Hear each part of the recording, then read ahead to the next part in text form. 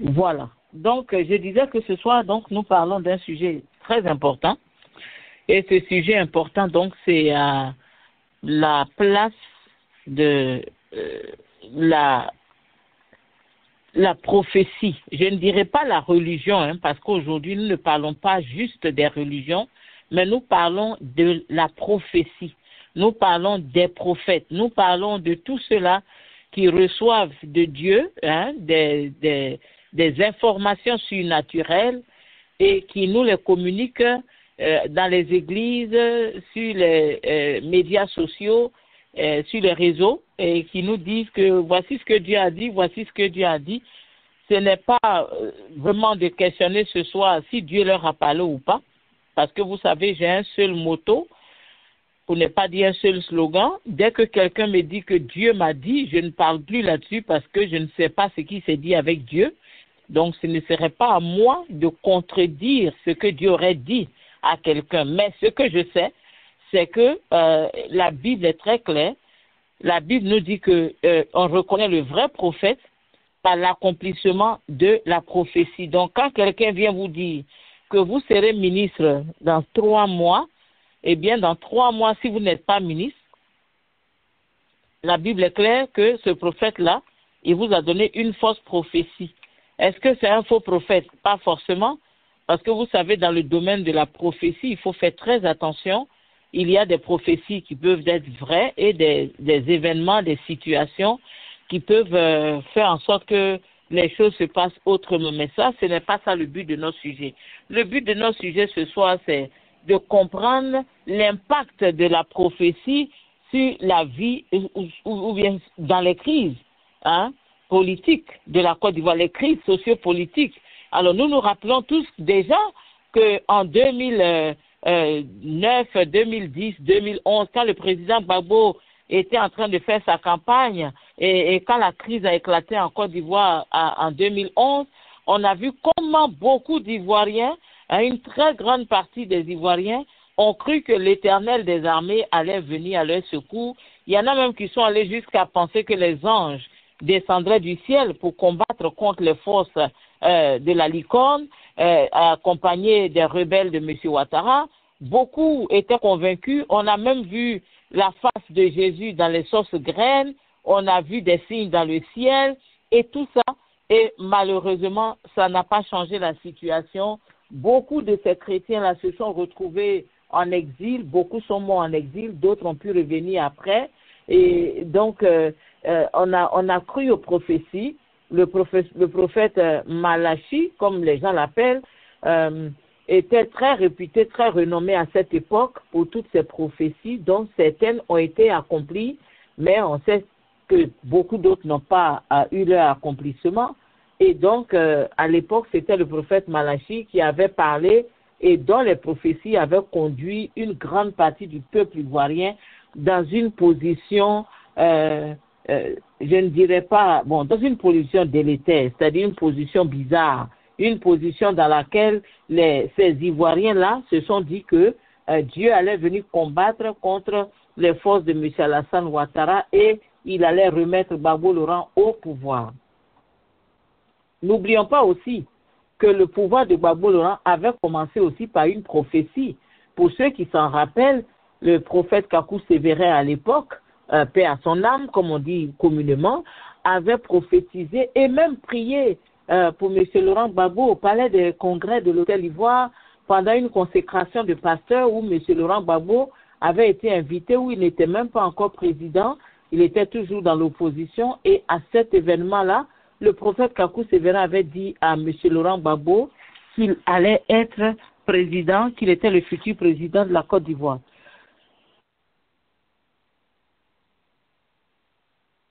Évidemment, cette révélation a eu pour effet donc de donner aux chrétiens ce réveil patriotique ou patrio-religieux dans lequel ils se sont dit que c'est leur frère en Christ qui a pris le pouvoir, c'est leur frère en Christ qui est au pouvoir. Et donc, on a vu comment le palais présidentiel a été pris d'assaut par des pasteurs, à leur tête le pasteur Coré Moïse, qui était le pasteur personnel de M. Laurent Gbagbo. Et puis, on a vu comment tous les chrétiens de Côte d'Ivoire vous disaient, écoutez, votez pour Gbagbo, c'est notre frère en Christ.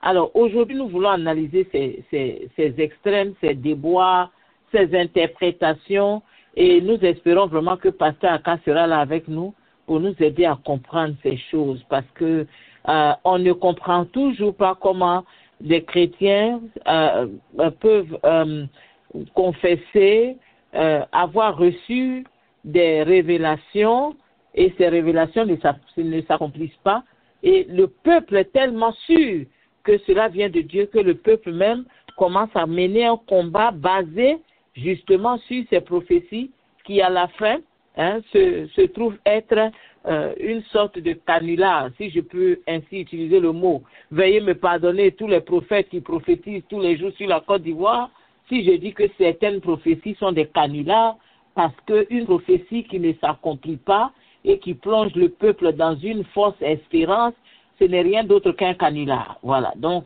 excusez-moi, c'est une manière de décrire cela, parce que pour ce que nous savons, quand la prophétie est donnée, la Bible dit qu'elle court à son terme et qu'elle va s'accomplir. Elle s'accomplira certainement, comme pouvait dire le Seigneur à son prophète. Et donc, si elle n'arrive pas à bout, eh bien, il faut attendre, il faut patienter. Malheureusement, les prophéties qu'on nous donne aujourd'hui dans la vie, dans le cadre de la lutte politique en Côte d'Ivoire, ce sont des prophéties immédiates, à effet immédiat.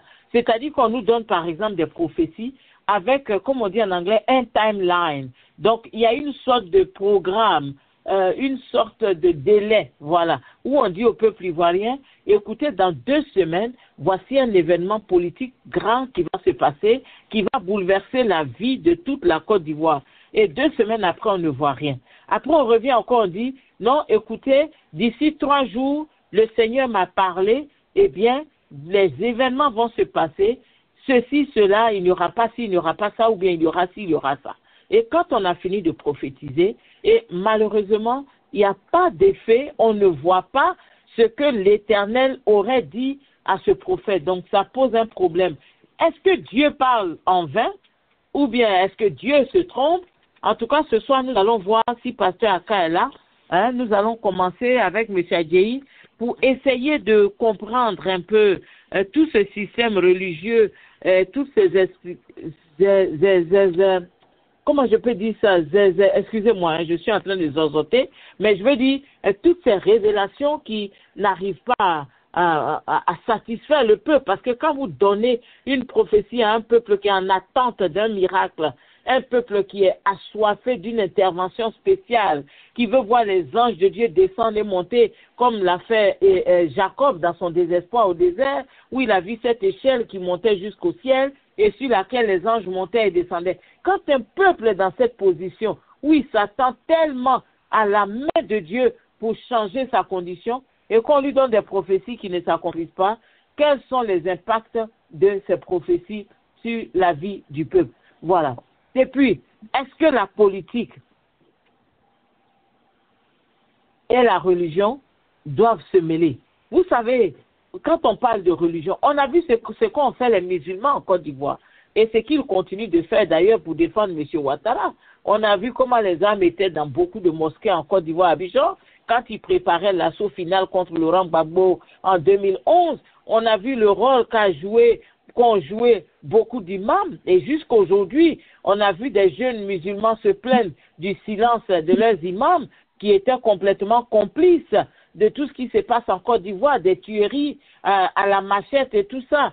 Et donc, la religion et la vie politique, est-ce qu'on ne devrait pas les séparer? C'est tout ça que nous allons analyser ce soir avec nos panélistes.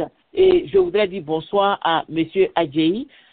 Bonsoir, Sister Sarah, je suis là. Bonsoir, voilà, bonsoir, Sister Pasteur Aka, bonsoir, M. Adjei. Merci, Pasteur. Voilà, bonsoir, Pasteur Aka. Voilà, bonsoir, merci d'être avec moi. Je ne voudrais pas perdre le temps parce que je sais que c'est un sujet très important. Et donc, ce soir, on dit que à tout Seigneur, tout honneur, je voudrais commencer avec Pasteur Aka. Vous entendez son nom, c'est un pasteur, c'est un homme de Dieu, c'est un érudit de la Bible, il connaît la parole. Et donc, je voudrais vraiment commencer avec Pasteur Aka pour essayer de parler un peu de ces prophéties. Voilà. Aujourd'hui, je veux vraiment, comment dire ça, ramener le sujet de façon très simple aux prophéties qui ont été données en Côte d'Ivoire et où est-ce qu'elles nous ont emmenés jusqu'à ce jour.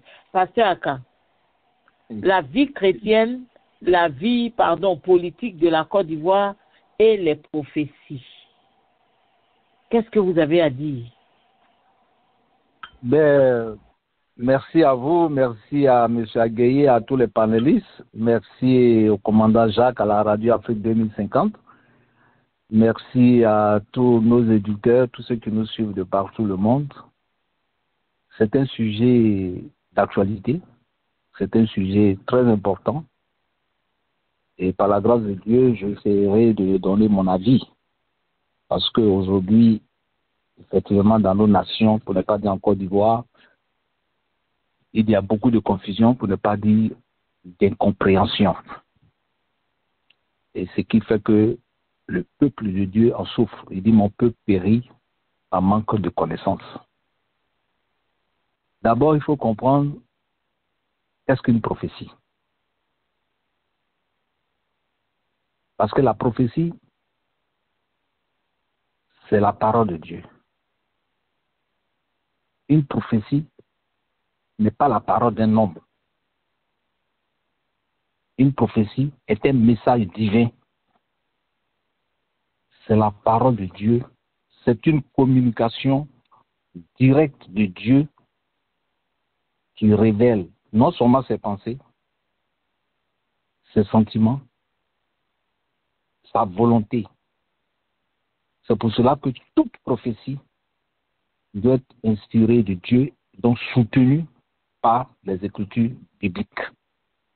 Et quand nous lisons, c'est vrai que ce n'est pas une émission chrétienne, mais quand nous lisons dans 1 Pierre chapitre 1, verset 20 à 21, nous voyons bien que toute prophétie, toute parole est inspirée de Dieu.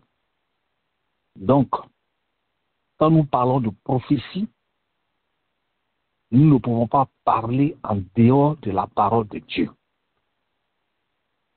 Donc, celui qui dit qu'il prophétise, celui qui dit qu'il parle de la part de Dieu et qu'il se parle de prophétie, ce qu'il dit doit être soutenu par les Écritures bibliques pour nous permettre d'examiner si ce qu'il a dit là vient vraiment de Dieu.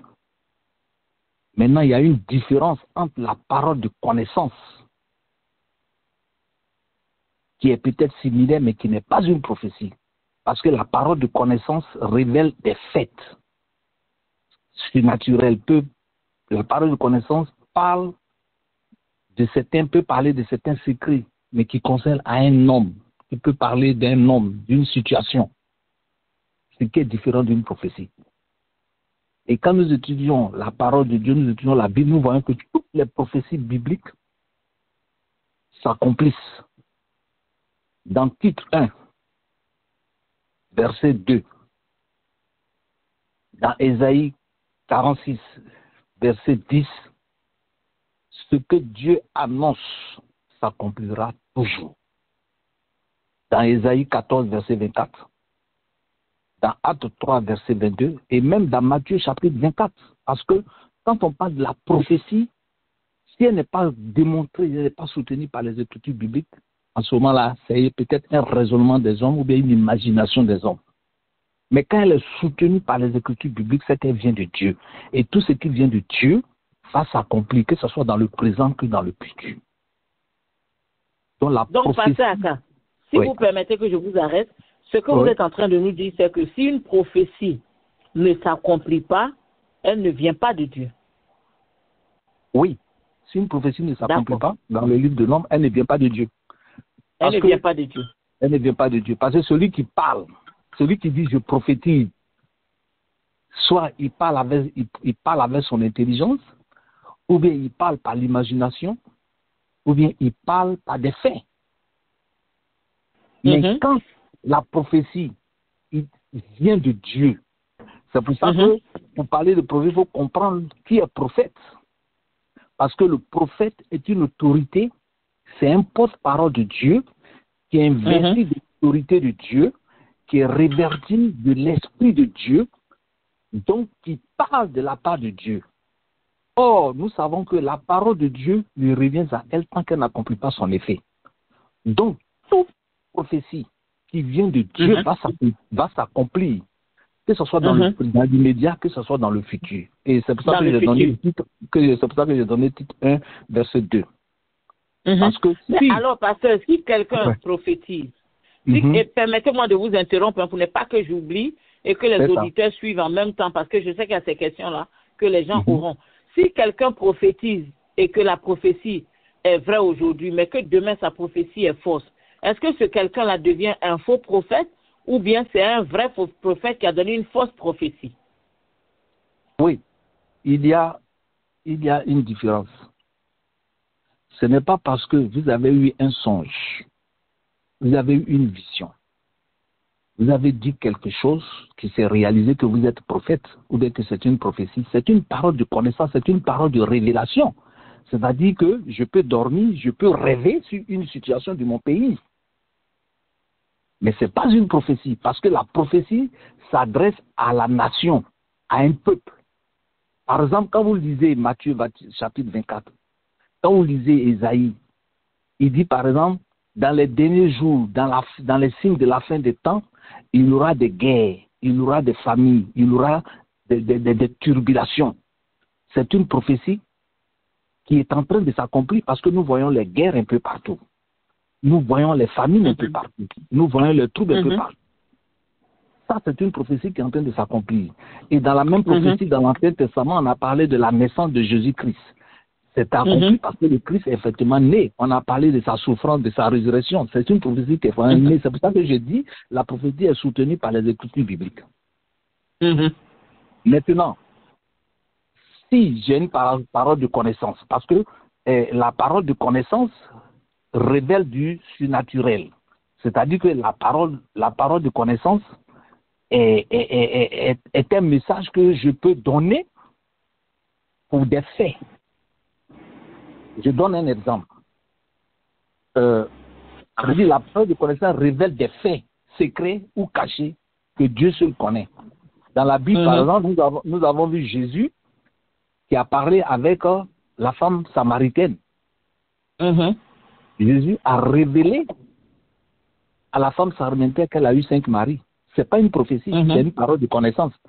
Parce que la parole de connaissance peut me permettre de dire à ma soeur ou mon frère, voilà le problème que tu as, la situation que tu traverses, voilà la cause. C'est de la connaissance, c'est la révélation. Mais quand il s'agit de la prophétie elle-même qui nous annonce ou qui dénonce, qui nous parle de ce qui va arriver, elle va s'accomplir. Or, la parole de connaissance, ce sont des faits. Ça peut s'accomplir comme ça peut ne pas s'accomplir. Donc, ce n'est pas une prophétie. Parce que Dieu n'est pas un Dieu pour mentir. Si c'est Dieu qui parle, que tu le veux ou pas, ça va se réaliser. Donc, par rapport à la Côte d'Ivoire, si Dieu a prophétisé sur la Côte d'Ivoire, si ça veut vraiment de Dieu, qu'on le veut ou pas, ça va arriver. Oui, je suis d'accord avec ça. Le problème que nous avons aujourd'hui et la raison pour laquelle je pose cette topic, pasteur Aka, c'est parce que notre pays est dans une phase très délicate et nous croyons que les prophètes de Côte d'Ivoire ont joué ce rôle négatif-là de donner de faux espoirs aux Ivoiriens dans des moments très délicats où peut-être on aurait dû dire aux chrétiens, priez pour le pays, priez pour la paix de votre pays, priez pour que Dieu dirige les choses, mais où on a plutôt fait comprendre aux chrétiens que nous ne voulons pas de X ou de Y, nous haïssons X ou Y pour quelque raison que ce soit, alors Dieu a dit qu'il va frapper. Est-ce que ces genres de prophéties-là ne sont pas justement la base des crises sociopolitiques en Côte d'Ivoire? Pasteur Aka. Oui. Pour vous donner mon avis et ma conviction, depuis Jésus-Christ, il n'y a plus de prophètes. Pour moi, tous ceux qui se disent prophètes, qui sont sur les réseaux sociaux, qui sont en train de parler, pour moi, ce ne sont pas des prophètes. C'est des devins. C'est des gens Bon, ils peuvent se donner les titres, hein, ça je ne les en veux pas, c'est leur choix. Mais la fonction ou l'office ou le ministère du prophète dans une nation s'exerce dans l'Église. On doit s'établir dans le ministère, parce que les ministères ont été donnés pour l'édification du corps de Christ. Du peuple de Dieu. Du peuple de Dieu. Maintenant, si quelqu'un vient parler, la Côte d'Ivoire est un pays laïque, il s'adresse à qui? Il s'adresse aux musulmans, il s'adresse aux bouddhistes, il s'adresse aux sorciers, il s'adresse à qui? Non. Si il parle de la part de Dieu, je voudrais qu'on insiste sur ce que vous venez de dire là, que la prophétie est un des 5 ministères, n'est-ce pas? Oui. Le ministère de prophète est l'un des 5 ministères que Jésus nous a donnés, d'après l'apôtre Paul. Oui, et ce ministère a pour but de justement faire grandir l'Église. L'autre aspect, l'autre aspect, c'est que la prophétie est faite pour édifier le chrétien. Le chrétien, exhorter le chrétien. Non pas le païen. Voilà. Non. Encourager, exhorter, révéler au chrétien ce qu'il a besoin de savoir, corriger, reprendre, etc. pour que le chrétien puisse être parfait à l'image de Christ.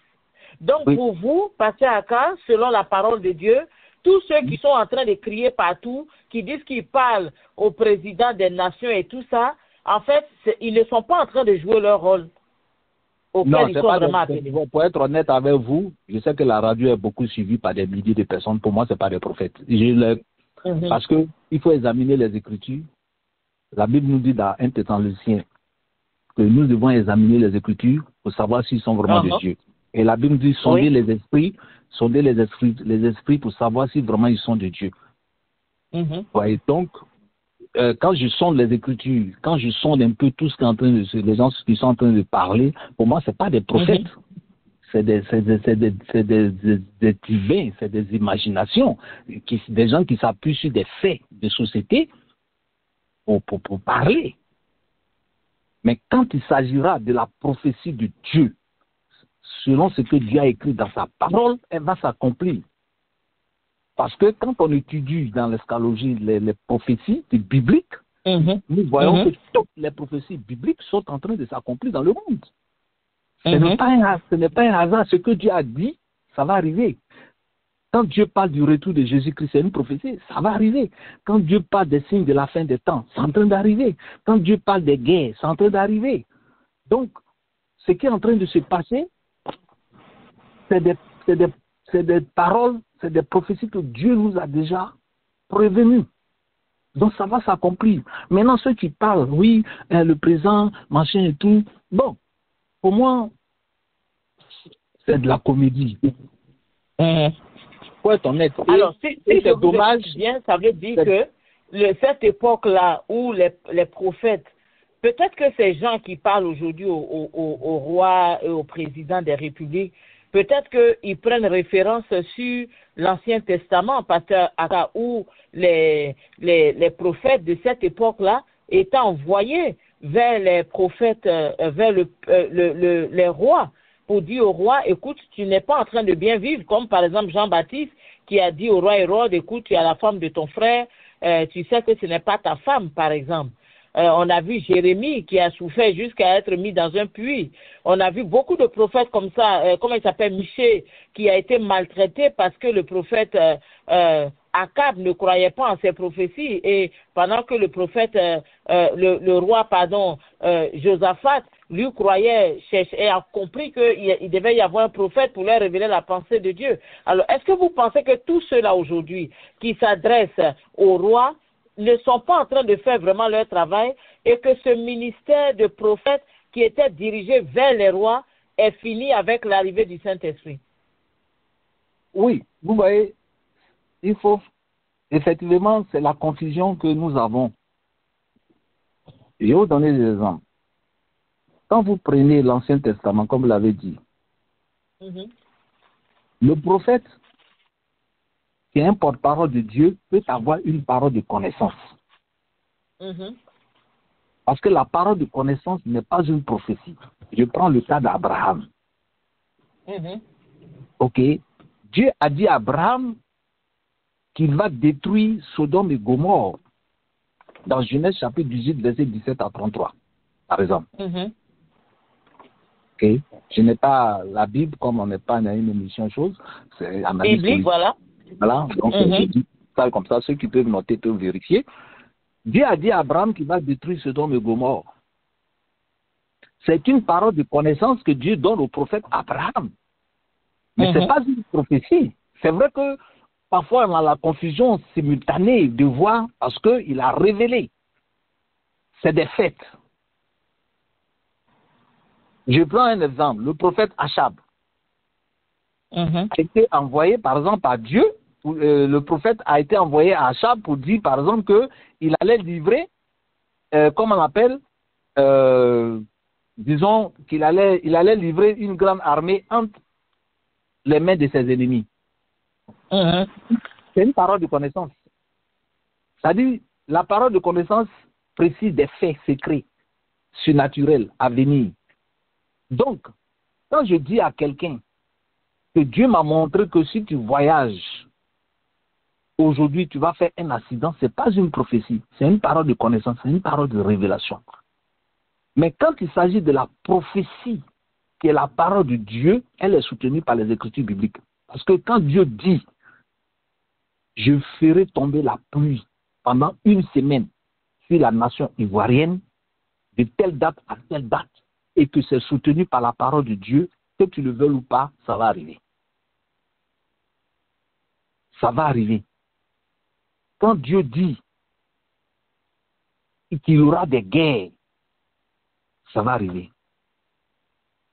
Vous voyez, quand aujourd'hui nous voyons ce qui est en train de se passer, comment on appelle, entre la Palestine et l'Israël, c'est des prophéties bibliques. Quand vous étudiez les 70 semaines de Daniel, c'est des prophéties bibliques. Quand vous étudiez, Daniel, vous voyez, donc en fait, ce que je veux résumer à travers votre question, c'est que nous devons faire très attention, nous devons faire une comparaison entre une parole de connaissance et puis une prophétie. Parce que le prophète est une autorité investie du pouvoir de Dieu. Donc quand le prophète il parle là, il n'a pas besoin de justifier ce qu'il est en train de dire. Il n'a pas besoin d'expliquer ce qu'il est en train de dire. Parce qu'il n'a même pas besoin de prendre parti ou de s'offenser quand on ne croit pas en sa prophétie. On ne croit pas. Justement, vous m'avez compris. Parce qu'il ne parle pas de lui-même, il ne parle pas de sa part, il parle de la part de Dieu. Donc, quand il ne fait que répéter ce que Dieu lui a dit. Donc si ça ne marche pas, c'est pas lui. Mais si ça ne marche pas, c'est que ce n'est pas Dieu qui l'a parlé. Parce que Dieu ne contredit pas sa parole. Il n'est pas un Dieu pour mentir. C'est pour ça que quand tu dis prophète, il faut être sûr. Non, en fait, ce que je voulais dire, Pasteur Aka, c'est pour dire que pour ce prophète à qui Dieu a parlé, mais lui, il s'en fout que la prophétie soit vraie ou fausse, qu'elle s'accomplisse ou pas.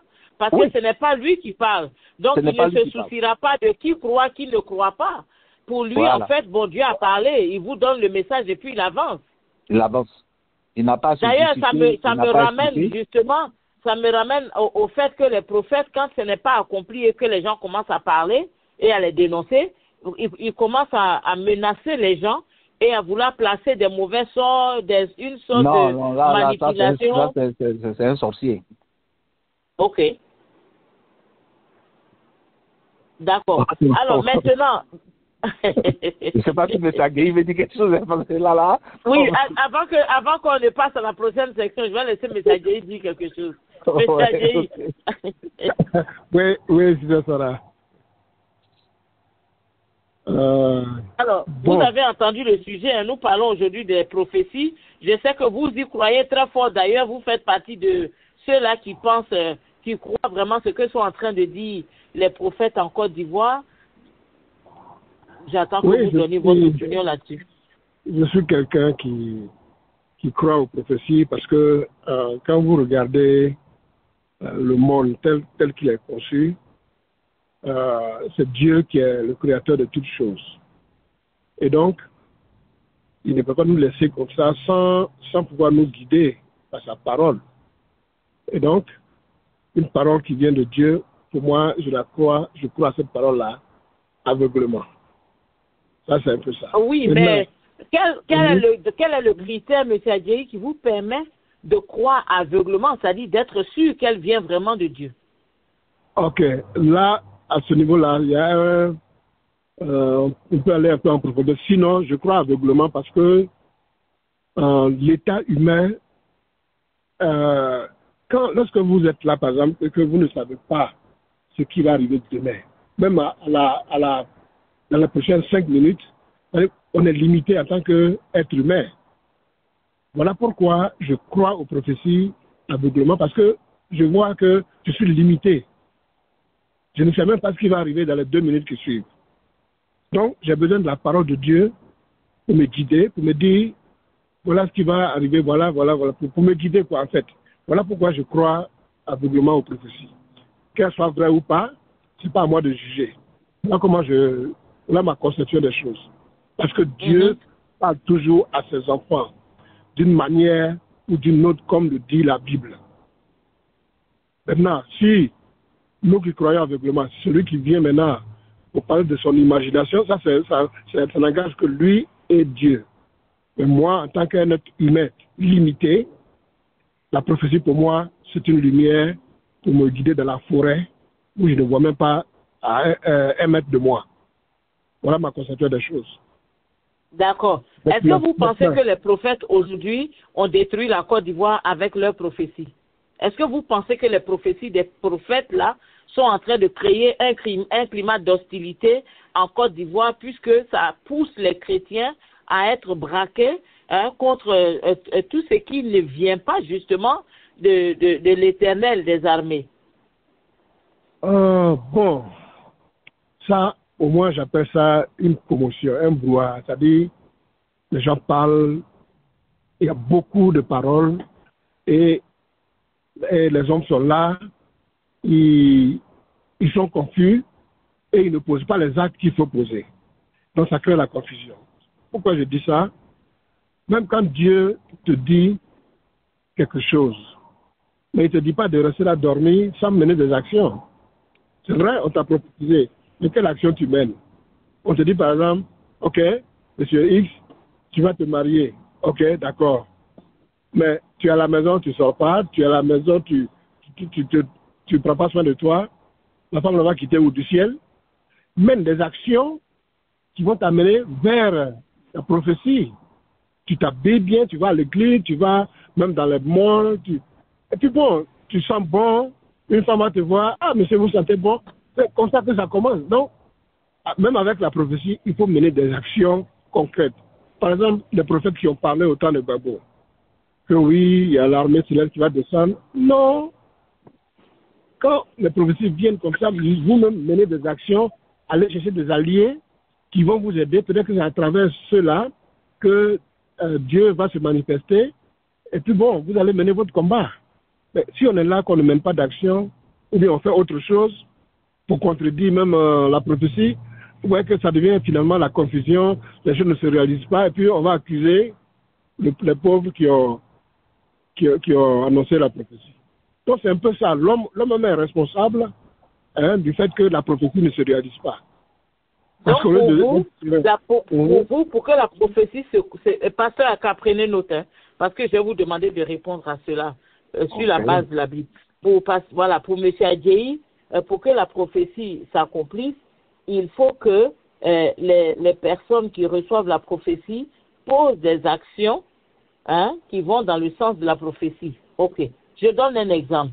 Donc, selon ce que M. Adjei est en train de dire, si par exemple on prophétise aujourd'hui en Côte d'Ivoire que M. Ouattara va tomber du pouvoir, c'est un exemple que je donne. Alors, il faut qu'on puisse aller l'aider à tomber du pouvoir. Est-ce que vous êtes d'accord avec ça? Je reviens vers vous tout à l'heure. Allez-y, M. Adjei. Oui, non, ce n'est pas dans ce sens. Ce qui est sûr, si une prophétie arrive, vous dites que Ouattara va tomber, qu'on fasse quoi, qu'on fasse ceci ou cela, il va tomber. On n'a même pas besoin de l'aider. Parce que nul ne vit éternellement. Il est âgé.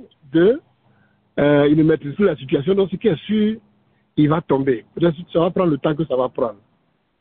Vous voyez? Mais ce que je veux dire, c'est que quand une prophétie est tombée, il faut invoquer Dieu, il faut se mettre dans la prière pour que Dieu voit ton cœur et qu'il t'amène vers la destinée de cette prophétie, la réalisation de cette prophétie. Si on te dit quelque chose, ne fais pas le contraire. Il faut être dans l'obéissance. C'est un peu ce que je veux dire. Parce qu'il y a eu des prophéties sur la Côte d'Ivoire, mais ceux pour qui la prophétie était arrivée étaient dans le désordre. Ils ne faisaient pas la volonté de Dieu. Et ça fait que la prophétie, le diable peut s'en servir pour encore prolonger votre souffrance. C'est un peu ça que je veux dire. Oui, justement, avant que je n'aille vers Pasteur Aka, parlons du temps de Laurent Gbagbo, qui était celui vraiment, qui était le destinataire de la plupart de ces prophéties. Pendant que les prophètes prophétisaient sur M. Laurent Gbagbo et sa victoire, M. Laurent Gbagbo était en train de vivre avec 2 épouses et il menait une vie qui est anti-biblique, qui n'est pas vraiment ce que la Bible recommande. Et cependant, les prophètes se faisaient les alliés de Laurent Gbagbo. Est-ce que vous trouvez ça logiquement biblique? Bon, ça fait partie de ce que je viens même de dire. C'est-à-dire, si vous êtes autour du chef et que la prophétie est tombée, vous dites, ah, Dieu va vous soutenir, Dieu va vous aider. Mais vous qui êtes autour de lui, revoyez votre vie, soyez plus humble.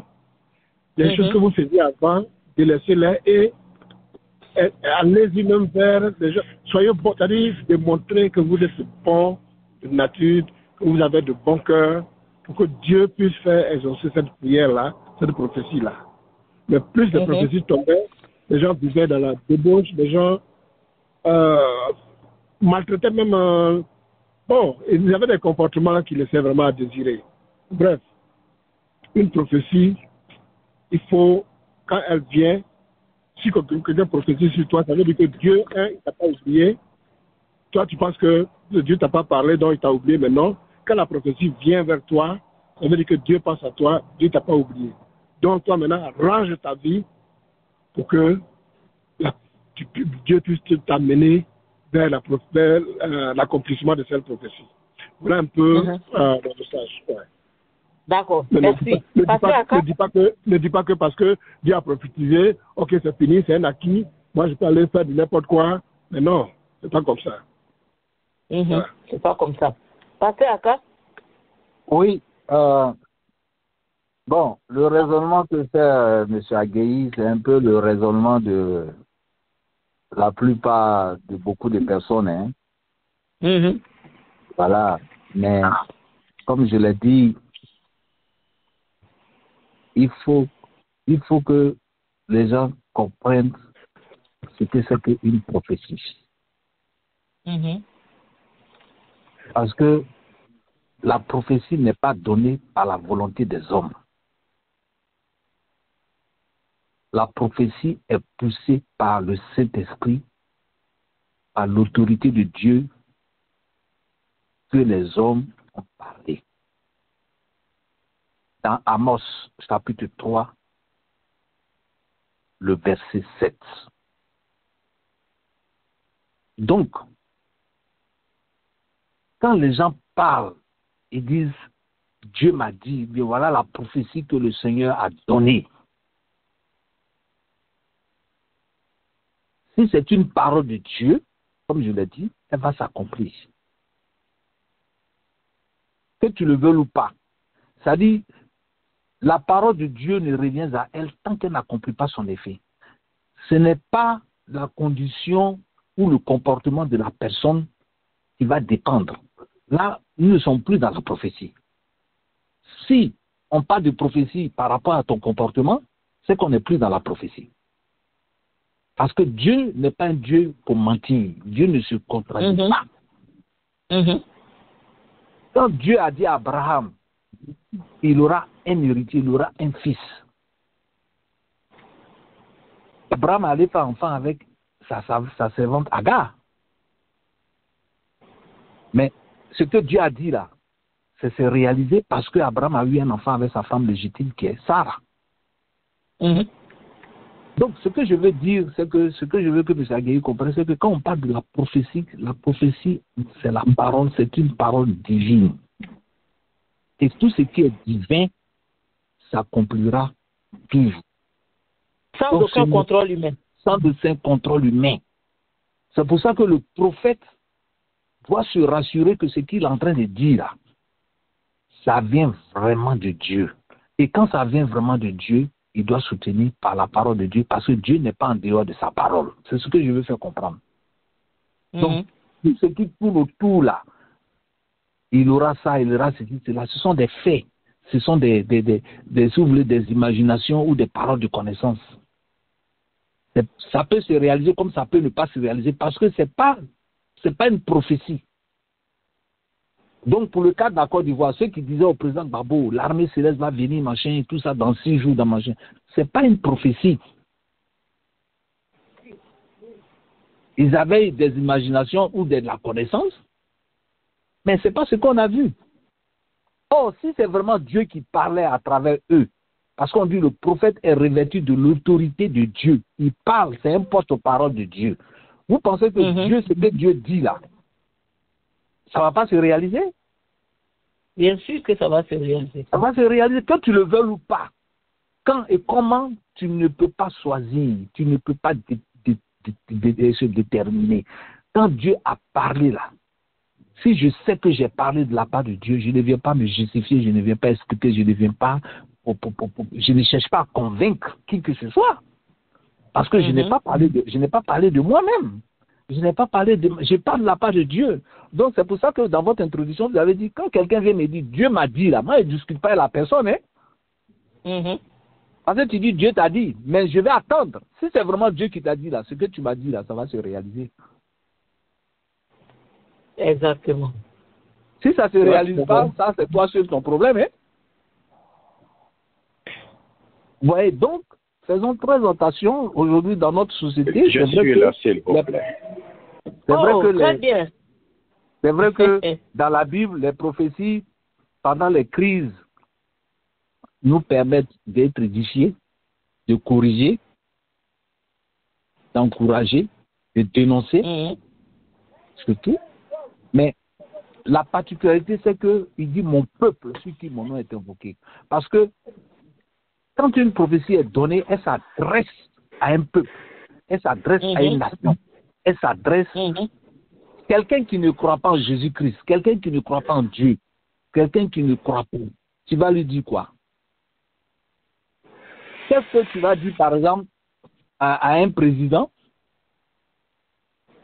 qui, par exemple, qui n'a pas l'amour de son prochain? Qu'est-ce que tu vas dire à quelqu'un qui est comme une réalité? Tu vas lui dire quoi? Dans le cas de l'Ancien Testament, lorsque Dieu a demandé à Moïse d'aller parler à Pharaon, c'est Dieu qui a endurci le cœur de Pharaon. Mais pourtant, c'est Dieu qui a envoyé Moïse. Mais quand le temps de Dieu arrive, le fait que ce soit Dieu qui l'a envoyé là, que Pharaon veuille ou pas, Dieu va endurcir son cœur autant qu'il faut, mais il arrivera où Dieu, qui est le maître des temps et des circonstances, va permettre que ce qu'il dit à Moïse allait dire là, ça va se réaliser.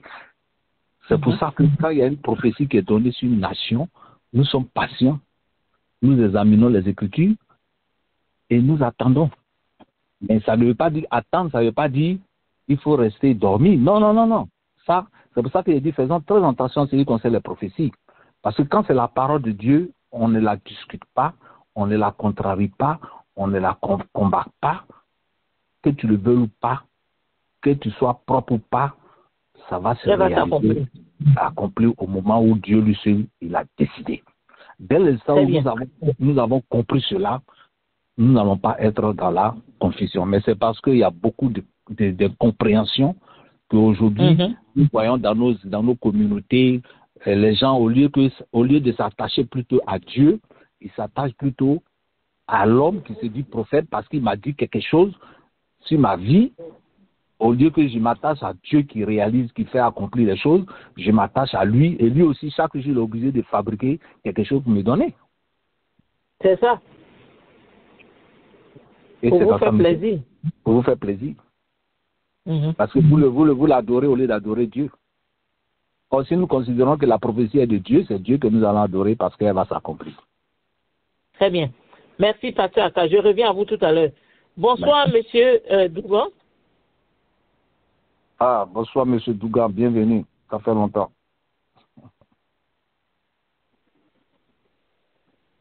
Monsieur Dougan, bonsoir. Oui, je ne savais pas que j'étais sur mute. Oui. C'est Douganowski. Bonsoir. Douganowski. Alors, comment ça va en Russie? Cher Non, Douganowski? Russie, d'ici février, mars, il n'y aura plus d'Ukraine et puis on n'en parle plus. C'est un débat dépassé. Est-ce que vous avez déjà déployé des forces vers l'Afrique pour aider tous les pays africains qui souffrent du dictat français? Nous, les Russes, nous ne sommes pas colonisateurs. Mhm. Mais si tu as des difficultés que tu nous appelles, on vient avec tout l'armada nécessaire pour te protéger et protéger ton pays. C'est comme ça la Russie Très bien. agit. D'accord. Mais voilà, bonsoir. Vous avez entendu, on a déjà commencé le sujet de ce soir. Nous parlons de l'intervention tempestive des prophètes dans la vie politique de Côte d'Ivoire et de l'effet de ces prophéties-là justement sur le peuple ivoirien. Oui, maman, sister Sarah, merci beaucoup. On est découragé, mais on va faire comment? Donc, je ne sais pas si vous allez passer au deuxième tour, vous allez parler de la politique ivoirienne, mais c'est quand même. Oui, mais nous sommes dans la politique ivoirienne, nous parlons de l'effet de ce que font les prophètes sur la vie. Regardez un peu comment le peuple. On se demande si le quatrième mandat de Draman est consommé. Regardez comment le peuple comment le peuple a été découragé. Et comment le zèle du peuple s'est éteint brusquement au sortir des élections, parce qu'on avait dit à ce peuple-là que Dieu allait combattre et que Ouattara, il n'y aurait même pas eu d'élection d'abord. Et les élections ont eu lieu. Est-ce que vous ne pensez pas que c'est un problème assez sérieux, puisque ça crée le découragement quand les prophéties ne s'accomplissent pas? Merci à pasteur Aka. Pour son dernier développement qui est très bien. Et merci à Jacques Roger Chaud, le commandant, et puis à Guy. Vous voyez,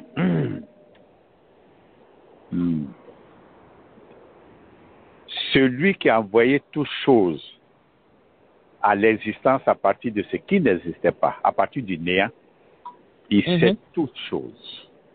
Quand il lance une prophétie, quel que soit l'état dans lequel tu te trouves, ne changera pas la prophétie. C'est comment, quand la prophétie va se réaliser, comment tu vas te comporter, c'est ça qui intéresse Dieu. Sinon, Dieu n'allait jamais confier une mission à un homme, parce que l'homme est abominable. Mais Dieu sait que l'homme est abominable, mais il lui donne une prophétie et il l'élève à un niveau pour pouvoir accomplir cette prophétie, sachant très bien que cet homme-là, il est abominable. Donc Dieu ne tient pas compte, parce que Laurent Gbagbo était en double mariage, il avait une concubine et autres. Ça, ce sont des histoires, ça je dirais même à la limite... Ce sont des conneries parce que il n'y a pas un texte original qui démontre que c'est un péché, une mauvaise chose. Il n'y a pas de texte. Mais même pourtant dans l'Église catholique, la polygamie n'est pas... Non, il faut laisser ça. L'Église catholique romaine, c'est la civilisation des Romains qu'on a mis dans la Bible, c'est tout. D'accord. Alors, pasteur Aka, vous êtes d'accord Non, avec... il va répondre. Vous n'avez pas fini. Allez-y. Donc, moi, quand quelqu'un donne une prophétie, je répète ce qu'il a dit. et j'attends que ça se réalise. Exactement. Si ça ne se réalise pas, je ne l'accuse pas. Il est venu devant le peuple pour dire que lui, il est investi du Saint-Esprit pour pouvoir avoir la capacité de dire une telle chose. Si ça ne se réalise pas, ça, c'est pas mon problème. Il va rendre compte avec chose. Avec celui qui lui a donné cette révélation-là. Si c'est Dieu, il a menti sur Dieu, il va régler avec Dieu. Donc, il faut comprendre une chose. L'être humain a plusieurs étapes de corps. On a le corps, on a l'âme, on a, comment ça s'appelle, l'esprit, et on a d'autres états. Donc, premièrement, une prophétie peut être donnée par le mental. Mais comme ils ne savent pas distinguer entre le mental, l'astral, c'est-à-dire l'âme et de l'esprit, ils mettent tout ça au compte du Saint-Esprit, de Dieu. Et ces prophéties qui proviennent du mental, la plupart ne se réalisent pas. Parce que c'est le corps qui agit, c'est le corps qui façonne tes rêves, c'est le corps qui façonne ton avenir. Donc, ces prophéties du mental ne peuvent même pas à 50% même se réaliser. Maintenant, il y a des prophéties qui viennent de l'âme, parce que l'âme qui est en nous a vécu quelquefois même des milliers, des milliards d'années. Ils ont traversé les espaces, les différentes dimensions et autres. Ils ont vécu beaucoup de choses. Ils peuvent influencer votre présent et votre futur. Donc, si vous prenez ça comme une prophétie qui vient de Dieu, mais vous êtes ce n'est pas, comment ça s'appelle, vous êtes hors jeu là. Maintenant, il y a les prophéties qui viennent de l'esprit qui est en nous. Et si ton esprit qui est en nous est connecté avec l'esprit divin suprême qu'on appelle le Saint-Esprit, alors tout ce qui va se dire à 99%, ça peut se réaliser. Maintenant, dans le cas, comme vous ne voulez pas nommer, et dans le dernier cas que nous avons vécu, le prophète Eli Pada, qui dit qu'il n'aura pas d'élection, ça peut résulter de ces trois cas que je dis. Mais je suppose qu'il est dans le sein du saint, mais Dieu toujours a le contrôle de ce monde-là, de cet univers. Ce n'est pas un univers, de ces univers, parce que cet univers que nous avons, il y a des univers qui sont dedans aussi. Donc, lui qui contrôle tout et qui sait toutes choses, peut changer sa parole. C'est pour cela quand moi, je fais un rêve, je demande que ce rêve soit confirmé par une autre ou bien par quelqu'un d'autre qui peut venir me dire ça. Est-ce que tu vois? Je sais qu'Eli Pada, c'est un grand prophète, il a dit beaucoup de choses, mais je ne l'accuse pas parce qu'il y a eu élection. Quel genre d'élection? Il y a ça aussi. Quel genre d'élection nous avons eu? Mais quel que soit le genre d'élection, Draman est au pouvoir. Alors moi, la question que je pose, est-ce que le 4e mandat est consommé? Donc, ne nous en prenons pas aux gens, aux prophètes. Maintenant aussi, il y a une chose encore très importante. Comme les Ivoiriens adorent les prophéties, le gouvernement peut susciter des gens, payer des gens pour dire des prophéties. Pour dire des prophéties. Ah oui, ça, il ne faut pas exclure ça. Le gouvernement peut payer des gens pour dire comment s'appelle, des prophéties qui, comment s'appelle, vont enthousiasmer le peuple et à la fin, c'est zéro.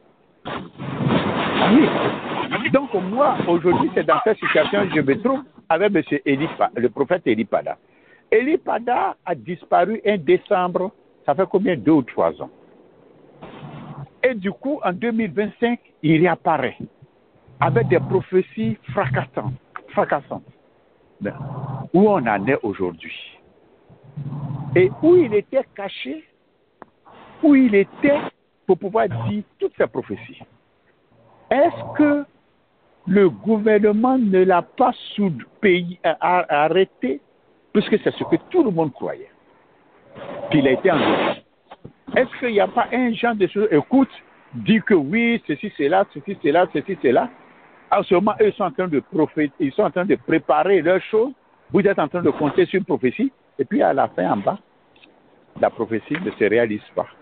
Donc, il y a tout un, comment ça s'appelle, autour des prophéties, il y a tout un mystère dont il faut faire très attention. Et je suis très attention avec les prophéties.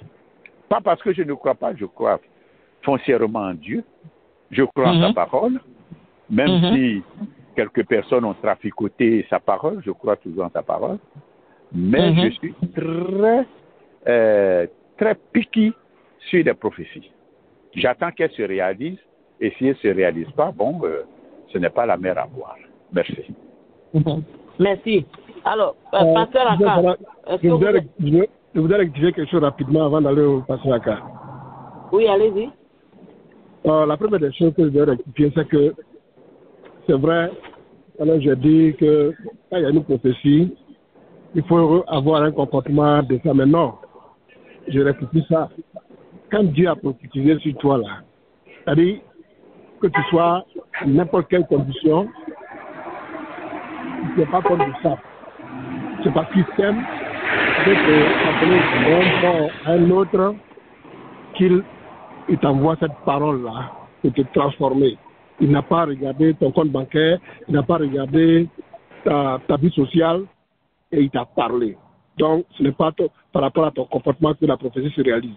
Je voulais rectifier ça. Deuxième des choses, c'est que c'est vrai, on en a parlé tout à l'heure, Eli Pada avait dit qu'il n'y aurait pas d'élection. Alors, la dernière fois, j'avais expliqué une élection, on connaît tous comment elle se passe dans les autres pays normaux. Ce qu'on a eu en Côte d'Ivoire, ce n'est pas une élection. Une sélection n'est pas une élection. Une mascarade, un braquage n'est pas une élection. Avec Dieu, c'est la précision, c'est l'ordre, ce n'est pas le désordre. Ce qu'on a eu là, ce n'est pas une élection. Donc, oui, j'aime bien ce que vous êtes en train de dire, M. Adjaï, que vous dites qu'avec Dieu, M. Adjaï, vous dites qu'avec Dieu, c'est la précision. Et donc, quand Dieu parle, il est très précis. Justement, voilà le problème. Voilà, c'est pour cela que nous posons ce problème. Parce que quand quelqu'un vient dire qu'il parle au nom de Dieu, nous devons faire très attention pour ne pas que ce message devienne un problème pour le peuple. Quand M. Eli Pada, par exemple, nous dit que Dieu dit qu'il n'y aura pas d'élection, il n'a pas parlé de la sélection. Parce que Dieu sait tout d'avance. Si nous sommes d'accord que Dieu est omniprésent, omniscient et omnipotent, ça veut donc dire que Dieu savait que M. Ouattara était en train de faire une sélection. Donc, quand Dieu donne une prophétie, elle devrait être plus claire. M. Eli Pada n'a pas été précis. Il a donné une prophétie généralisée en disant qu'il n'y aura pas d'élection en Côte d'Ivoire. S'il nous avait dit, ce que vous appelez élection, ça n'aura pas lieu, mais vous allez assister à une sorte de mise en scène, sa prophétie est correcte. Mais dès l'instant où il prend sur lui de nous dire que voici ce que lui a dit le Seigneur, Dieu ne ment pas. Le Seigneur ne peut pas vous dire qu'il n'y aura pas d'élection. Et puis Ouattara va même faire des mises en scène. Même la mise en scène n'aura pas lieu. Parce qu'il se pourrait qu'on l'appelle ça une élection. Donc nous ne pouvons pas. Voilà. Non, c'est ça. On doit faire attention à cela. Quand Dieu dit quelque chose, ça, ce n'est pas réel. Ce n'est pas réel. Les hommes peuvent faire ce qu'ils veulent. Des mascarades, des braquages, Ça, c'est les hommes. Mais Dieu dit que ça, ce n'est pas une élection. C'est ce que Lipada a dit. Et c'est vrai, il n'est pas allé en profondeur, mais devant Dieu, ce n'est pas une élection, ça. Et ça. Non, bon, ça, c'est vous qui le dites, parce que Dieu ne vous a pas encore parlé. C'est devant vous que... Ah oui, voilà. Et voilà d'où viennent les dévers et les revers. C'est vous qui pensez que ce n'est pas une élection. Mais Dieu ne vous a pas encore dit... Oh non, pour vous, ce n'est pas une élection. Nous sommes tous d'accord. D'ailleurs, pour nous tous, ce n'est pas une élection. Nous savons que ça a été de la tricherie, des mises en scène, etc. Nous sommes d'accord avec ça, M. Adjei. Mais ce que je voudrais dire, c'est attirer notre attention sur le danger de parler au nom de Dieu et que ce que nous avons dit au nom de Dieu là ne s'accomplisse pas. Voilà. Et on livre ainsi la vie, les chrétiens à la vindicte populaire et par ricochet, on écorche Dieu en même temps en disant, mais vous là, vos prophètes qui prophétisent le faux, vous dites que Dieu a dit, alors que Dieu n'a jamais dit, et on a dit, ils ne diront pas que Dieu sait que c'est des fausses élections, mais diront que votre Dieu a dit qu'il n'y aura pas d'élection et on allait aux élections. Et ceux à qui on donne cette prophétie, ils ne sont pas chrétiens. Oui, je peux bondir. Oui, pasteur, allez-y. Ok, je suis d'accord, je soutiens ce qu'a dit M. Dougan. Dans le cas de la Côte d'Ivoire, je vais être plus précis, selon ma conviction et selon mon analyse et ma compréhension. Je ne vais pas aller dans d'autres exemples. Je prends le cas de la Côte d'Ivoire. Depuis le temps de Gbagbo jusqu'à aujourd'hui, les chrétiens ou les enfants de Dieu doivent avoir l'esprit de discernement.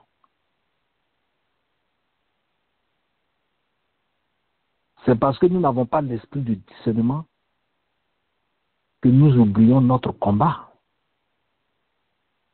que nous n'atteignons pas nos objectifs.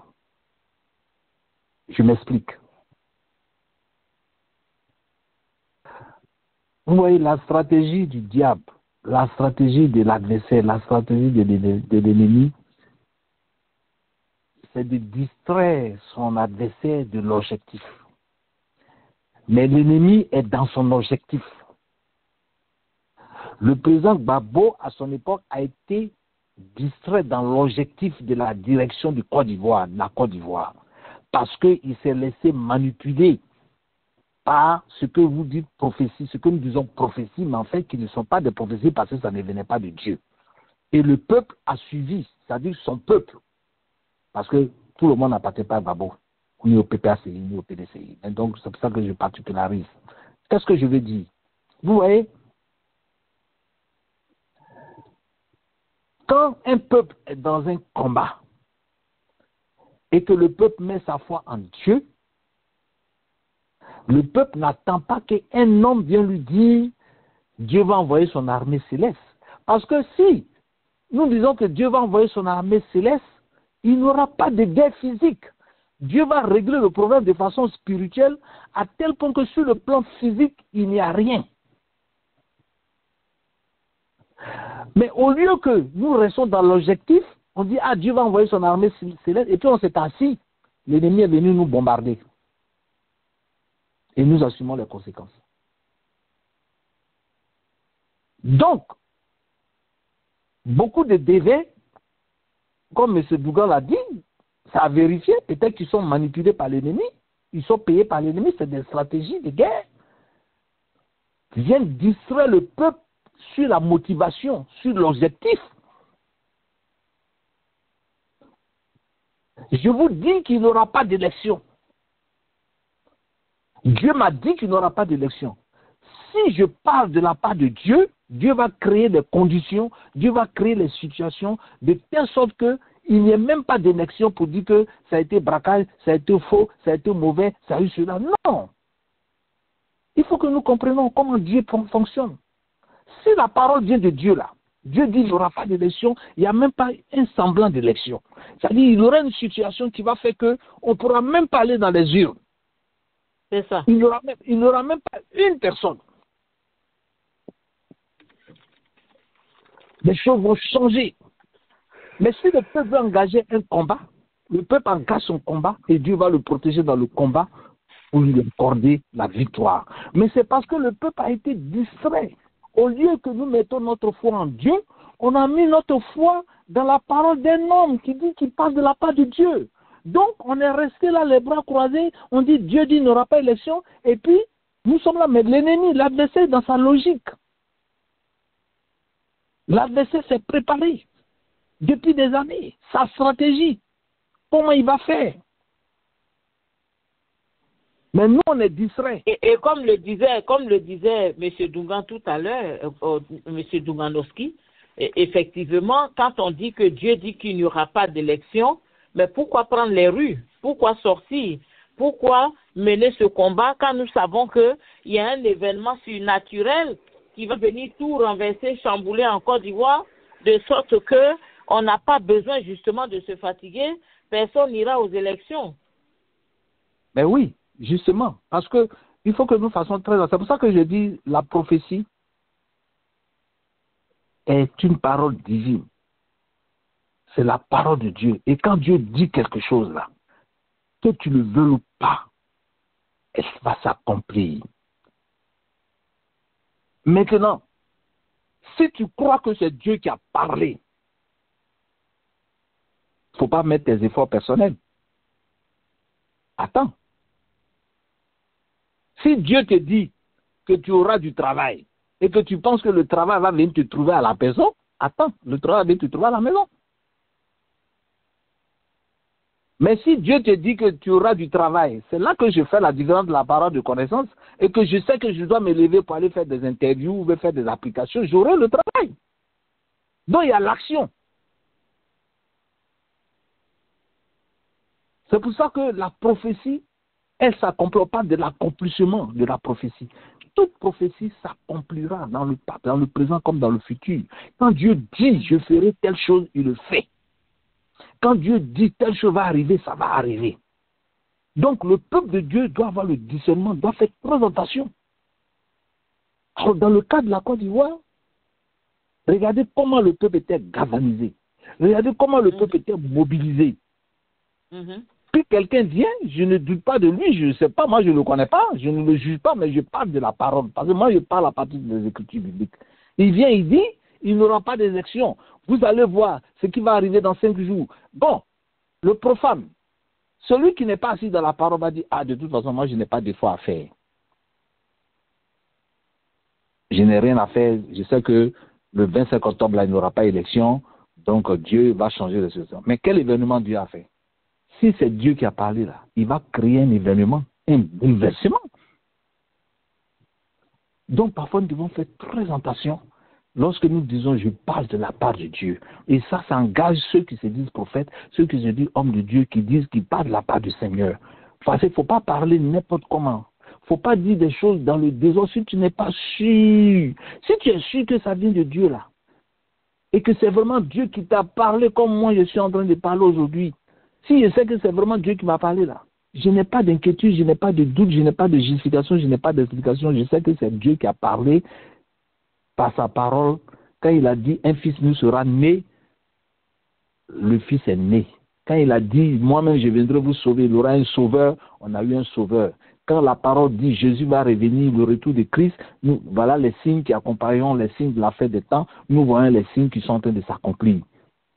Que ce soit maintenant, que ce soit après, nous voyons. Quand il a parlé des guerres, il a parlé de la famille, il a parlé des faux prophètes. Nous voyons aujourd'hui, il dit dans les derniers jours, il y aura plusieurs faux prophètes et qui vont séduire. Effectivement, nous voyons qu'il y a beaucoup de faux prophètes qui séduisent les gens. Un peu partout. Tu te lèves ici, prophète, tu te lèves ici, prophète, tu te lèves ici, prophète, tu te lèves ici, prophète, tu te lèves ici, prophète. Partout tu vas, il y a prophète. Et comment ces prophètes-là parlent? Ils ne parlent jamais de l'évangile. Ils ne parlent jamais de la repentance. Ils ne parlent jamais du salut. Ils ne parlent jamais du retour de Jésus. Ils ne parlent jamais de la guerre d'Armageddon. Ils ne parlent jamais de la sanctification. Ils ne parlent jamais de la repentance. Parce que tout ce qu'ils disent n'est pas appuyé par les Écritures bibliques, n'est pas appuyé par l'Évangile. Donc c'est la divination. Et nous sommes plus, les gens sont plus dans la divination. dans l'intelligence. C'est ce que M. Douga a développé dans l'aspect de l'âme, du corps et de l'esprit. Voilà. Et beaucoup de personnes sont à ce niveau-là. Et ça fait qu'ils oublient même que de s'adresser au Créateur, au divin. Parce qu'un homme m'a parlé, il dit, je parle de la part de Dieu, je ne vérifie pas, je ne sonde pas, je ne prouve pas pour savoir si vraiment ce qu'il a dit, ça vient de Dieu. Je me limite à ça, je mets ma foi dans ce qu'il a dit, au lieu de mettre ma foi en Dieu. Donc le peuple de Côte d'Ivoire a été distrait dans son objectif et dans son élan. Et c'est ce qui s'est passé en 2010. Au lieu que la République de Côte d'Ivoire mate les rebelles, on ne discute pas avec des rebelles, on ne négocie pas avec des rebelles. Une rébellion, ça se corrige. Une rébellion, ça se mate. Il n'y a pas de dialogue ou de démocratie avec la rébellion. Tu es un rebelle, tu assumes les conséquences, on te mate. Ça, là, c'est pas affaire de Dieu m'a dit, prophétie m'a dit. Non. C'est des conneries, c'est des histoires. Et c'est ça qui fait que aujourd'hui, beaucoup de nations sont dans la souffrance parce que si on dit que Dieu m'a dit, Dieu va faire. La Côte d'Ivoire est un pays laïque. Il y a toutes les confessions là-bas. À qui tu parles? À qui la prophétie s'adresse? C'est la question qu'il faut se poser. Maintenant, si la prophétie vient de Dieu et que Dieu dit qu'il n'y aura pas d'élection, mais Dieu sait ce qu'il allait créer comme situation pour ne pas qu'il y ait élection. Mais il y a eu élection, que ce soit braquage, que ce soit simultané, que ce soit faux, qu'on le veuille ou pas, il y a eu élection. Qu'on l'accepte ou pas, ce qui est sûr, il y a eu élection. Même s'il y a une seule personne qui le voit, il y a eu élection. Il y a eu élection. Maintenant, si c'est Dieu qui a dit, si c'est Dieu qui dit qu'il n'y aura pas d'élection là, Dieu n'allait même pas permettre ce jour-là même qu'un bureau de vote s'ouvre. Ce n'est pas par la violence. Mais si le peuple, dans sa souveraineté constitutionnelle, dit que ma constitution est violée, mon droit est violé, je prends mes responsabilités pour ne pas qu'il y ait élection et seulement là, Dieu me protège, Dieu me soutient parce que je suis dans mon droit. Mais si je veux dire que c'est Dieu qui va dire, Dieu qui va faire, ben écoutez, je n'ai pas à aller me faire massacrer, c'est pas possible. Ça, c'est alors, passez à ça. Ouais. Voilà, merci pour votre avis que j'apprécie d'ailleurs parce que je crois que, comme vous l'avez dit, beaucoup de problèmes résident dans le fait que les gens ne comprennent pas la parole assez clairement et donc ça nous met dans beaucoup de confusion. Et aujourd'hui, comme vous le dites, en Côte d'Ivoire, le combat s'est arrêté. On n'a pas pu continuer le combat parce que des gens ont dit que Dieu allait intervenir en 2011, pendant que, en 2011, pendant que certaines personnes fuyaient pour aller se mettre à l'abri, on a dit aux chrétiens que l'Éternel des armées était en chemin. Et beaucoup de chrétiens sont restés à Yopougon, dans leur quartier où ils étaient, croyant que l'Éternel des armées allait descendre du ciel pour les défendre. Et malheureusement, on les a tués. L'Éternel n'est jamais venu. Pourquoi? Mais parce que l'Éternel n'a jamais envoyé ceux qui ont dit qu'il venait. Voilà le problème que nous avons.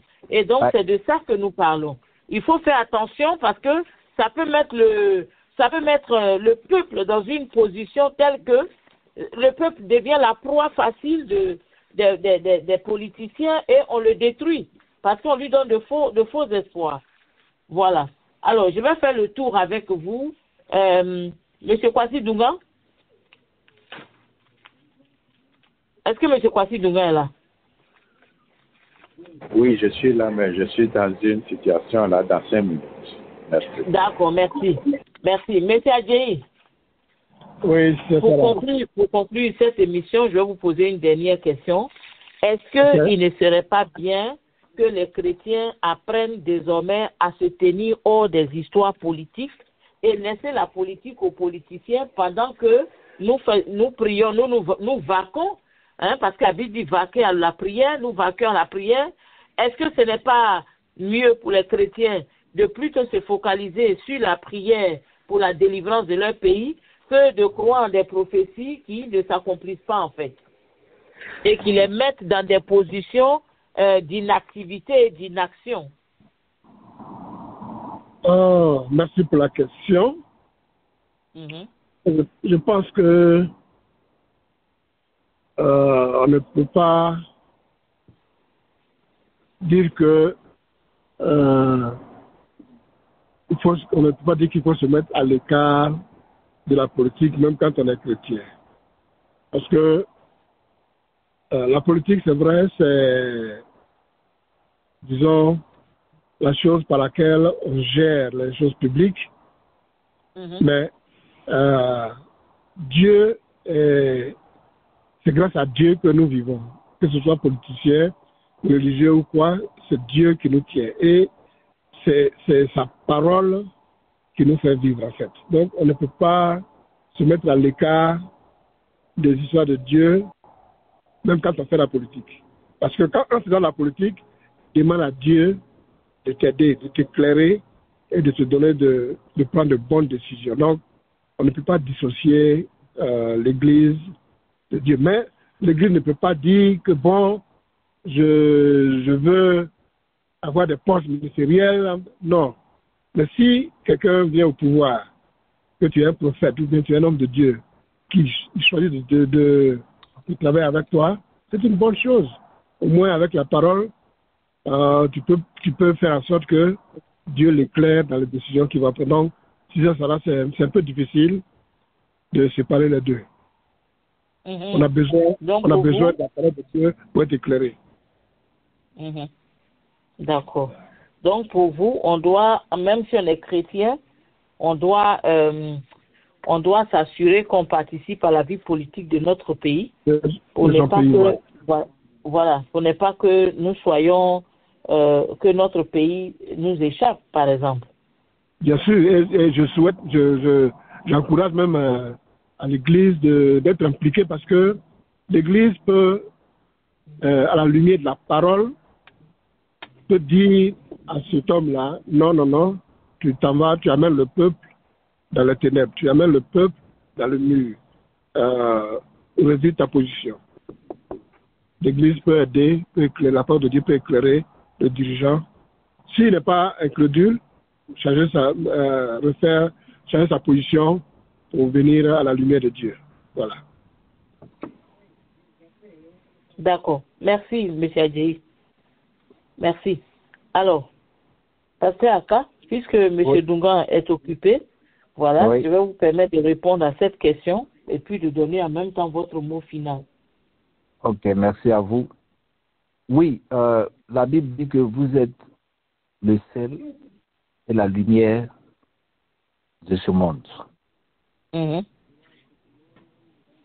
La responsabilité de l'Église dans une nation en crise, elle est très importante. C'est parce que les chrétiens, parce que nous faisons partie de la société civile, les gens qui viennent à l'église, là, qui apportent leurs offrandes, leurs dîmes, là, ils travaillent. Les boulots qu'ils exercent là, ce n'est pas des boulots de l'église, c'est des boulots de l'action publique. Donc, si les chrétiens qui ont vraiment la crainte de Dieu, qui ont vraiment un minimum d'obéissance, peuvent s'impliquer, parce que c'est notre devoir de s'impliquer, nous pouvons apporter beaucoup de changements, nous pouvons moraliser, nous pouvons conscientiser. C'est parce que nous nous enfermons dans les 4 murs pour chanter Alléluia, Alléluia, et puis ce qui se passe dans nos nations, ça ne nous intéresse pas. Mais quand il y a les bombes là, quand il y a la famille là, tout le monde est concerné, hein, parce que la bombe là, quand ça vient là, ça ne cherche pas à savoir qui est chrétien, qui n'est pas chrétien. Donc, les chrétiens, ce n'est pas dit, nous ne pouvons pas être en dehors de la politique. C'est-à-dire, nous ne faisons pas la politique comme les politiciens, mais nous ne pouvons pas être en dehors parce que notre mot, notre conseil compte, notre avis compte. C'est pour cela que quand nous voulons donner conseil aux autorités, à des hommes politiques, il faut que nos conseils là soient basés sur la parole de Dieu. Il faut que ce soit sincère. Il ne faut pas que ce soit des conseils parce qu'ils nous donnent l'argent. Partisans parce qu'on est corrompu. voilà, parce qu'on est corrompu, parce que on a peur. Non, notre rôle, c'est d'éclairer. Notre rôle, c'est de dire la vérité. Nous avons pour mission de créer les conditions de paix, de cohésion, de repentance, d'amour, de pardon. C'est la responsabilité de l'Église. Même quand on parle de réconciliation, l'Église doit prendre ça en charge en s'appuyant sur la parole de Dieu. Si l'Église était impliquée dans la vie quotidienne de la nation, ce qui est en train de se passer là n'allait pas se passer. Mais c'est parce que nous sommes en dehors. Et c'est parce que nous sommes corrompus. Parce qu'on nous donne l'argent, donc nous avons une position. Voilà. Mais si nous sommes un peuple, nous sommes pour la nation, et que nous aimons notre prochain comme nous-mêmes, parce que le prochain, ce n'est pas celui qui est forcément dans ton église, nous allons enseigner, nous allons jouer notre rôle pour dire que la vie humaine est sacrée parce qu'elle est faite par Dieu. Par conséquent, tuer n'est pas bon, voler n'est pas bon, maltraiter n'est pas bon. L'Église doit jouer un rôle d'éducateur, un rôle de sensibilisation, un rôle de moralité, un rôle de valeur, un rôle de paix, un rôle de construction. Dès l'instant où nous nous mettons dans cette mission, nous pouvons apporter les changements qu'il faut dans nos nations. Et c'est ma prière que les hommes de Dieu sachent que nous ne servons pas un Dieu qui est limité, mais nous servons un Dieu qui est capable de tout faire. Pourvu que nous fassions les choses comme il nous le demande de faire selon sa parole, il va répondre et il fera ce qu'il faut faire et ce qui est bien pour tout le monde. C'est notre responsabilité en tant qu'Église. Merci à vous, que Dieu vous bénisse. Amen. Merci, Pasteur Aka. Vous savez, ce soir, les gens auront peut-être l'impression que nous prêchons l'évangile, mais loin de nous, ce n'est pas l'évangile que nous prêchons. Nous voulons seulement souligner le fait que l'Église devrait jouer un rôle plus positif quand il s'agit des crises, plutôt que de s'impliquer ou d'avoir des partis pris. Monsieur Douvan, vous êtes libre maintenant? Oui, je suis là, donc rapidement, dans 3 minutes. Oui, allez-y. Les chrétiens, dans la Bible, Yeshua lui-même l'a dit, mettez à l'épreuve vos hommes de Dieu. Oui, il faut mettre à l'épreuve. Et on parle de discernement. Mais le chrétien parle sans discernement. Je ne dis pas bien sûr tous les chrétiens. Le monde dans lequel nous sommes appartient déjà, dans Jean chapitre 13, 14, 15, 16, appartient déjà au prince de l'air, c'est-à-dire à Satan. Donc si vous les chrétiens, vous dites on ne fait pas politique, mais Satan va placer ses agents et Satan va vous faire subir lui son plan. J'écoute, il y a des pasteurs, ne faites pas la politique. Mais quand le gouvernement leur donne l'argent, ils ne refusent pas. Mais c'est l'argent de la politique. Ou bien parce qu'ils sont bien engraissés, donc ils disent non, ne faites pas la politique, de peur que leurs clients offensent les politiciens qui leur donnent de l'argent. Non. Le chrétien doit faire la politique. Et le chrétien qui a le sens du discernement ne peut pas voter ni suivre un criminel pour devenir président. Moi, ce que j'ai beaucoup développé, c'est le sens du discernement. Parce que je ne veux pas m'inscrire dans le faux. J'ai jamais supporté Dramane Ouattara, jamais depuis la Côte d'Ivoire jusqu'à aujourd'hui. Parce que c'est un criminel qui sera élu, qui sera président. Regardez nos frères musulmans. Eux, ils ne sont pas rentrés dans les détails. Eux, ils ont supporté leurs frères, la majorité, et les imams, dans leur plus grande majorité. Donc, il nous appartient, nous, les chrétiens, de développer notre héritage de discernement pour ne pas donner notre voix à un enfant de Satan pour venir nous tuer. Et c'est ce que beaucoup de chrétiens ont fait. Sans discernement, ils ont suivi tous Dramane. Sans aucun discernement.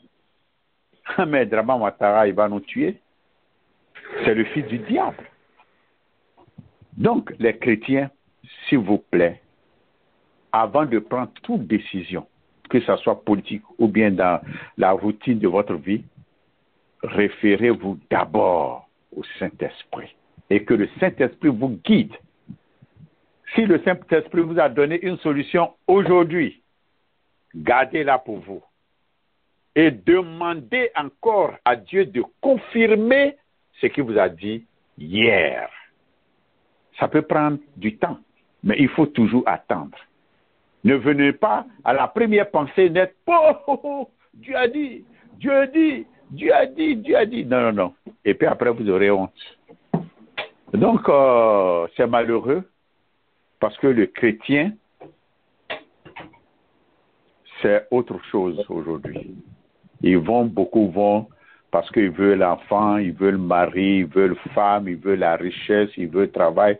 C'est-à-dire, le diable a tellement serré l'étau que le monde entier est devenu miséreux. Donc les gens, c'est ça qui les préoccupe. Ils sont prêts même à aller, à adorer Satan pour avoir quelque chose pour vivre. Chrétiens, vous devez faire la politique et demander au Saint-Esprit de vous donner. Moi, ma prière, toujours ma prière, c'est que Dieu suscite, le Saint-Esprit suscite quelqu'un pour pouvoir arranger la Côte d'Ivoire, créer l'unité, la cohésion nationale, la paix, c'est ça. Moi, c'est comme ça ma demande. Je vous remercie. D'accord. Merci, M. Dougan. Alors, je voudrais rappeler à tous ceux qui nous écoutent que nous ne disons pas ici que le chrétien ne doit pas faire la politique. Aujourd'hui, nous avons parlé des prophètes, des prophéties et de leur impact sur la vie socio-politique de notre pays. Nous devons admettre que la façon de prophétiser aujourd'hui est un peu galvaudée parce que cette façon de prophétiser-là crée une sorte de parti pris en Côte d'Ivoire. Et ce n'est pas bon quand on amène un groupe d'Ivoiriens à croire qu'ils sont supérieurs à un autre parce que eux, ils sont les favorisés de Dieu et qu'on pense que les autres, là, Dieu ne les voit pas, Dieu ne les aime pas. La politique, tout être humain et citoyen de son pays doit faire la politique, mais quand on mélange la politique et la chrétienté ou la prophétie ou la religion, c'est là où ça devient un danger et on l'a vu avec tous ceux qui l'ont fait, que ce soit avec les imams ou certains pasteurs, je ne dirais pas tous les pasteurs, parce qu'il y a des pasteurs qui ont quand même conservé l'authenticité de leur ministère et de leur appel. Donc, quand on voit ça, eh bien, on est obligé justement d'en parler et nous en avons parlé ce soir. Merci de nous avoir suivis. On se retrouve dans quelques jours. Au revoir.